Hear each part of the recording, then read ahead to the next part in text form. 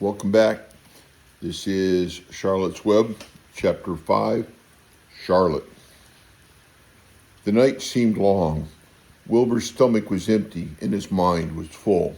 And when your stomach is empty and your mind is full, it's always hard to sleep. A dozen times during the night, Wilbur woke and stared into the blackness, listening to the sounds and trying to figure out what time it was. A barn is never perfectly quiet. Even at midnight, there is usually something stirring. The first time he woke, he heard Templeton gnawing a hole in the grain bin. Templeton's teeth scraped loudly against the wood and made quite a racket. That crazy rat, thought Wilbur.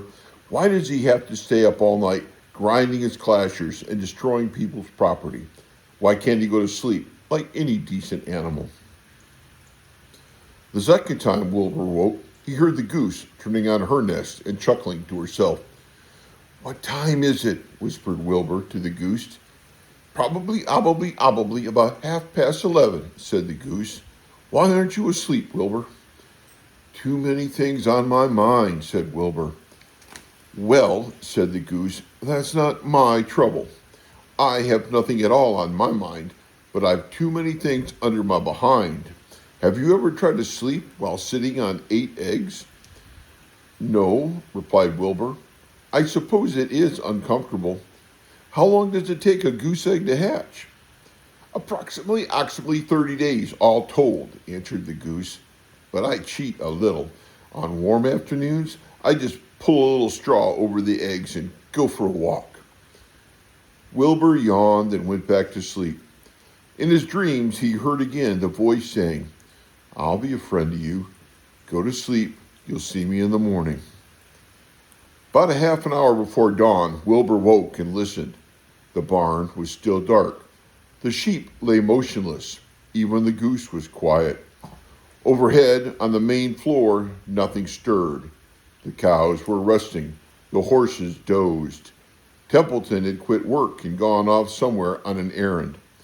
The only sound was a slight scraping noise from the rooftop, where the weather vane swung back and forth.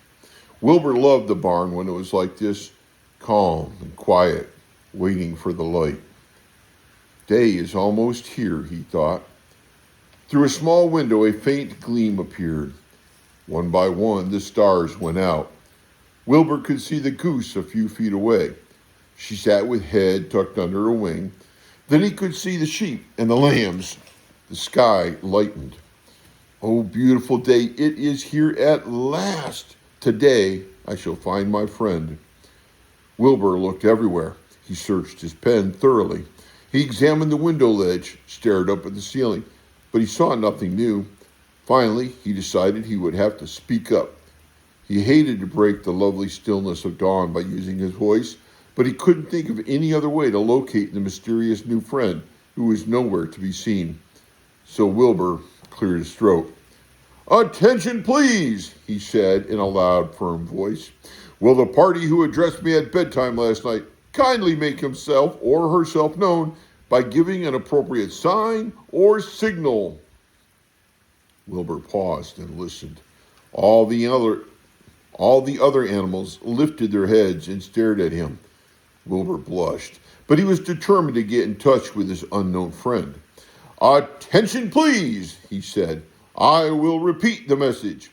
Will the party who addressed me at bedtime last night kindly speak up? Please tell me where you are, if you are my friend." The sheep looked at each other in disgust. "Stop your nonsense, Wilbur," said the oldest sheep. "If you have a new friend here, you're probably disturbing his rest, and the quickest way to spoil a friendship is to wake somebody up in the morning before he is ready. How can you be sure your friend is an early riser?" "I beg everyone's pardon," whispered Wilbur.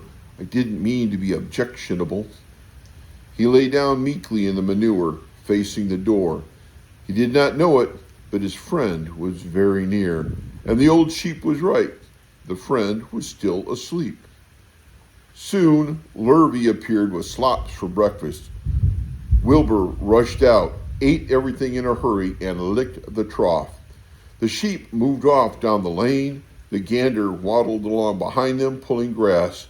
And then, just as Wilbur was settling down for his morning nap, he heard again the thin voice that had addressed him the night before.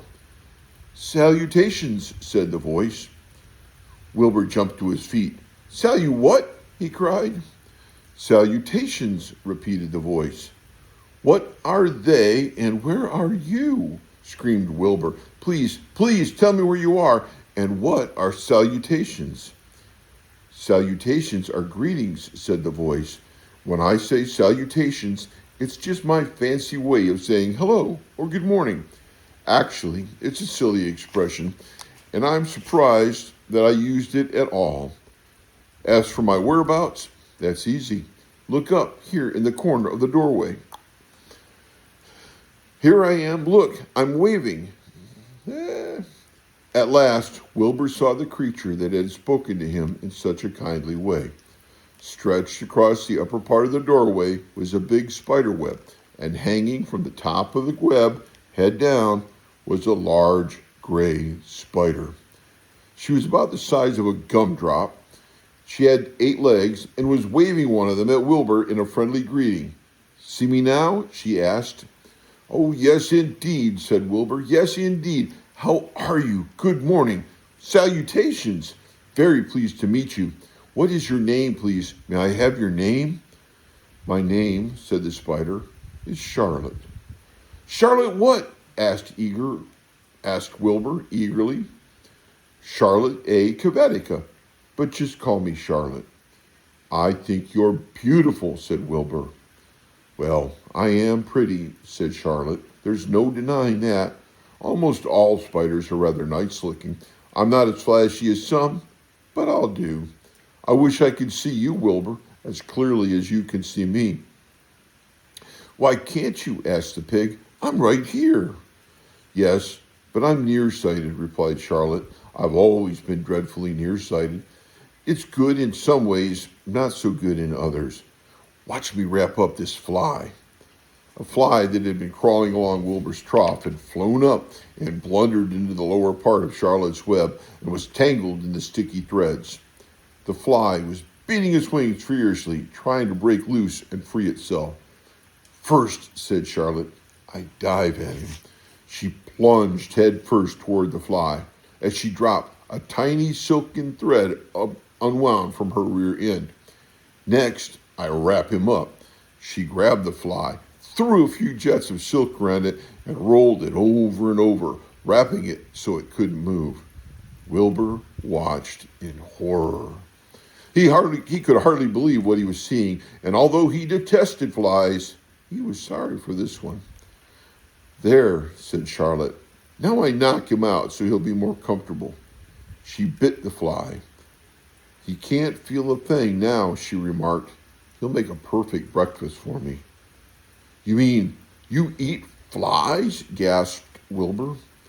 "Certainly. Flies, bugs, grasshoppers, choice beetles, moths, butterflies, tasty cockroaches, gnats, midges, daddy-long-legs, centipedes, mosquitoes, crickets, anything that is careless enough to get caught in my web.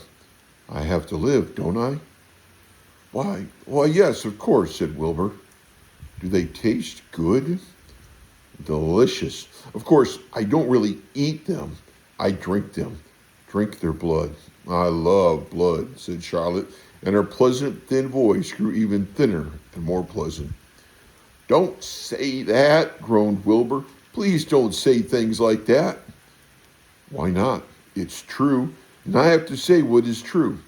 I'm not entirely happy about my diet of flies and bugs, but it's the way I'm made. A spider has to pick up a living somehow or other, and I happen to be a trapper. I just naturally build a web and trap flies and other insects. My mother was a trapper before me. Her mother was a trapper before her. All our family have been trappers. Way back for thousands and thousands of years, we spiders have been laying for flies and bugs."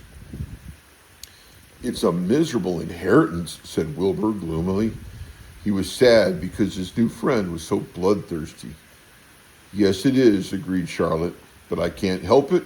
I don't know how the first spider in the early days of the world happened to think up this fancy idea of spinning a web, but she did, and it was clever of her too. And since then, all of us spiders have had to work the same trick. It's not a bad pitch on the whole. It's cruel, replied Wilbur, who did not intend to be argued out of his position. Well, you can't talk, said Charlotte. You have your meals brought to you in a pail. I live by my wits. I have to be shush. Shush. No. Shush. Sit. Shush. Chip. Gypsy. No. Shh. Hey. She barked at the Amish. She always barks at the Amish. Come here.